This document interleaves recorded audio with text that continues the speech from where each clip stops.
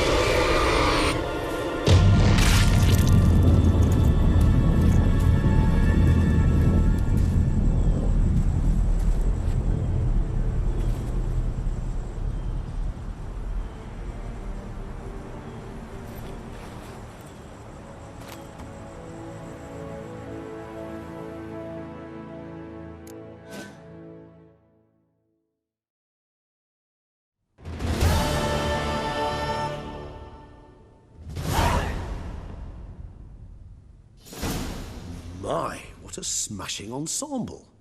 You wear it well. Shut up. I look like a twit. The caftan is sewn of the best fabrics available, and according to the best tailoring practices. But one must have a modicum of taste to appreciate this. Even the most exquisite robes cover only deficiencies in beauty, never in refinement.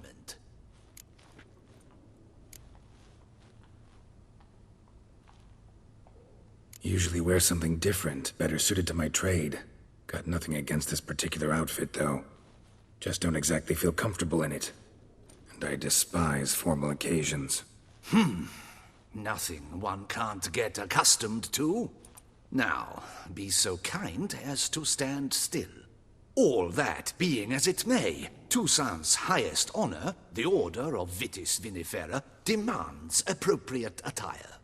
The Duchess cannot be expected to drape the medal on a suit of armor caked in mud. Palace protocol places enormous emphasis on form, virtuous tradition, etiquette. Huh. A tradition which values appearances ahead of all else. Which calls for lordly, glistening triviality and misplaced generosity. Sound wistful. Pensive, Regis. That because they refuse to buy you a new outfit? Hardly. It's the tone I ever adopt when I find myself pondering, which, believe it or not, happens quite a lot. Besides, I've no need for a new outfit as I shall not be attending the ceremony. Why not? Because unlike you, I don't have to. I shall begin to pack my belongings instead. I trust you'll join me later, once you're richer by a medal and a fascinating new experience? Count on it. Ceremonies, medals honoring virtues, just keeps coming up. I've had no reprieve either. And I keep thinking of the last great virtue, compassion.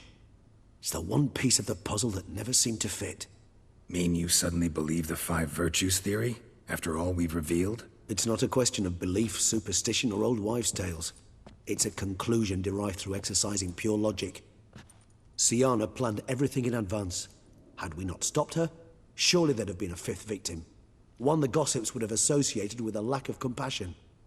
Her plans don't matter now. Can't act on them. Ask the messenger who delivered my invitation to the ceremony. Syanna's in the palace. Courtiers pressured the Duchess to lock her in a tower.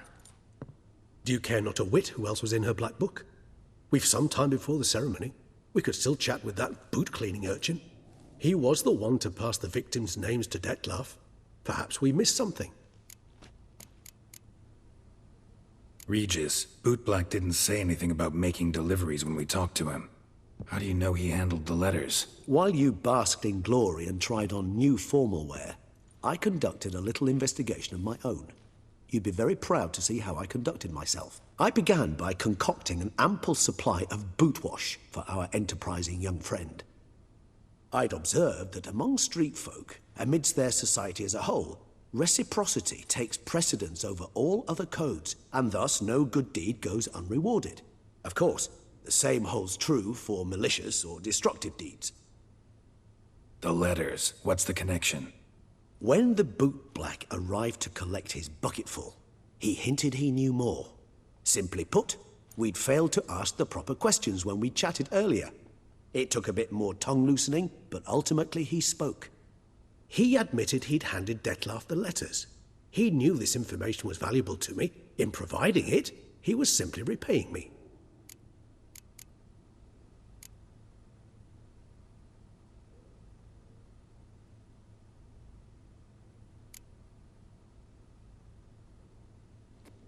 All in all, why not check up on that?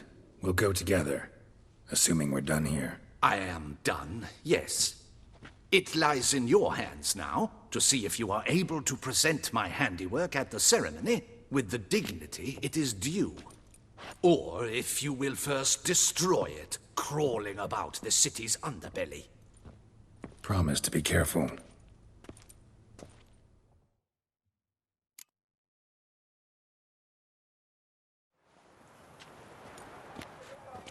Oh, it's the swordsman. Good to see you. Here for a spiffing? Dirty boots are a stain on professional dignity, you know.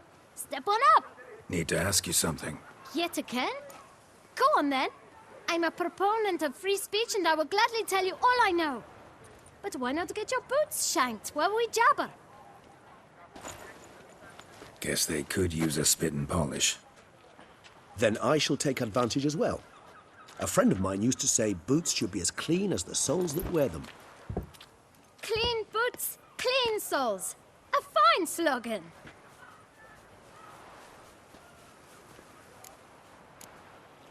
How's business? Well enough. I can't complain. Though it'd be even better were certain folk to sit down for a shine as they stood and chatted. Man in the frock coat. You passed him some letters, remember? Why, of course. I'm young, got a mind like a steel trap, but... If you're about to tell me this information will cost me, forget it. How'd you get those letters? Beggars brought them. Why didn't you tell us this before, when we first talked? You didn't ask about beggars now, did you? Beggars. Tell us more about them. How many were there? Why, 4. 1 for each letter. Just 4? Sure you didn't get a 5th? I can't count, you know. Remember anything else? These beggars have anything in common? What? Come now. Each was different. Some had mismatched boots, others had no boots at all. Oh, I know! They all had no home! Kid, my patience is starting to run a little thin. Now think hard.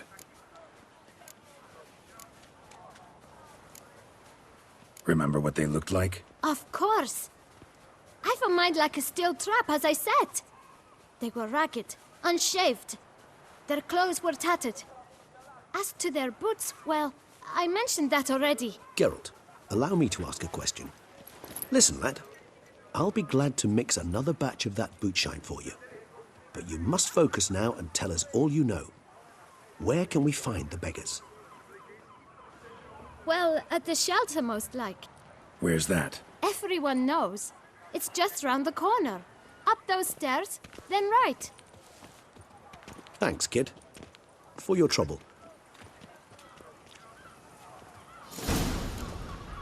We must visit the shelter.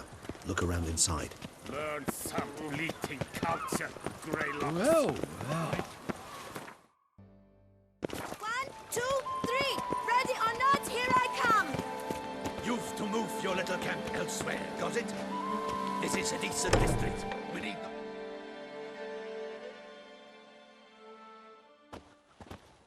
You? What do you want? To talk. Here, that's a waste of breath. We've tried it, only to tire our lips. We'll use other means of persuasion now. Gentlemen, calm, please. Either get out along with these flea-ridden vagabonds, or we'll toss you all out. Our patience is gone. This place is no longer a rank refuse dump. Scram! Decent folk live here. The shelter, them living here, bothers you. Question is why? Look, Ballard. Another defender of the poor, fighter for justice. Damn nuisance. We've our women and young folk living next door, when even grown men fear to walk past such rabble. Decent folk you mention. Mean yourselves? Why? Do you doubt it? Hell yes. Hear that, Artois? He poking insults us. On our own turf. We should step aside, good fellow. My friend is perfectly capable of settling this unfortunate dispute on his own.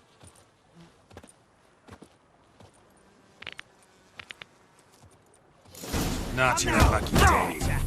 Try me!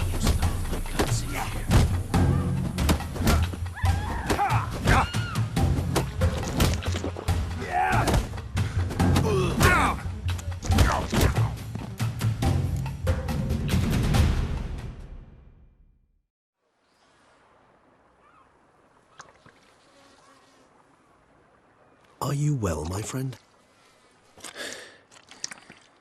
What happened?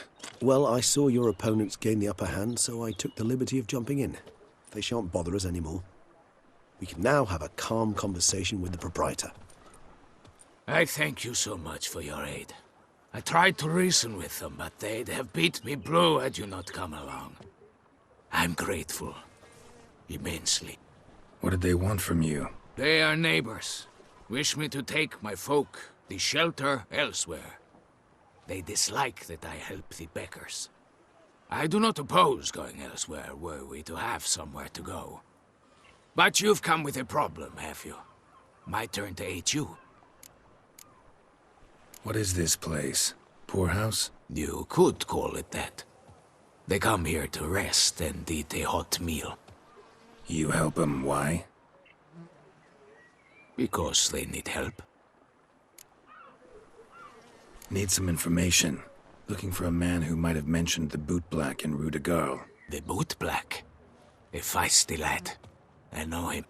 Any of your, wards supposed to meet him recently or soon? Forgive me. Those I help and I are not so close that I would know. But should you wait, they'll all soon come for their meal. You can question them yourselves. Sure all your usual beggars will be here? They're not obliged to come, of course. But they rarely find a decent meal elsewhere. So, almost all in the area eat here. Thanks. We'll wait. Nice of you to let us.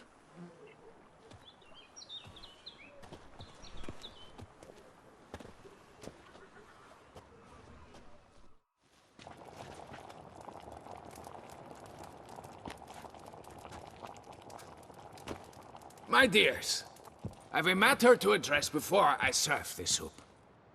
These two gentlemen have some questions of you. Pay attention. Answer in brief. For if you draw it out, your soup will go cold. And we wouldn't want that, would we? Recently, 4 of you delivered sealed letters to the bootblack. I know this.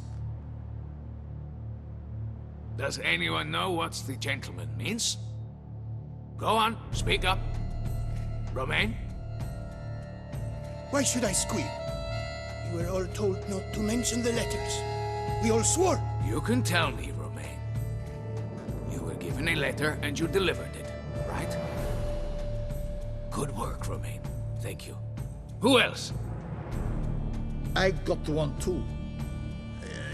Gave it to the bootblack. Freshy, he got one. But he can't tell you, as he's not here. I still have mine. I'm to deliver it 2 days after the Feast of St. Barnabas.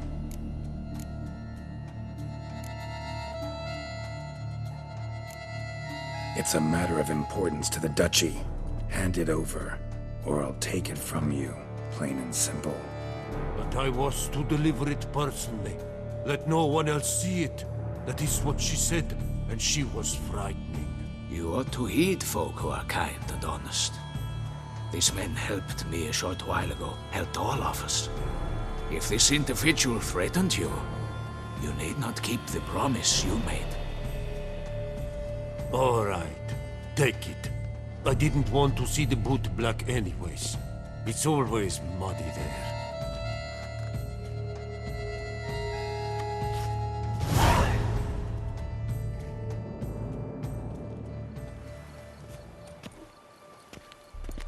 Damn it.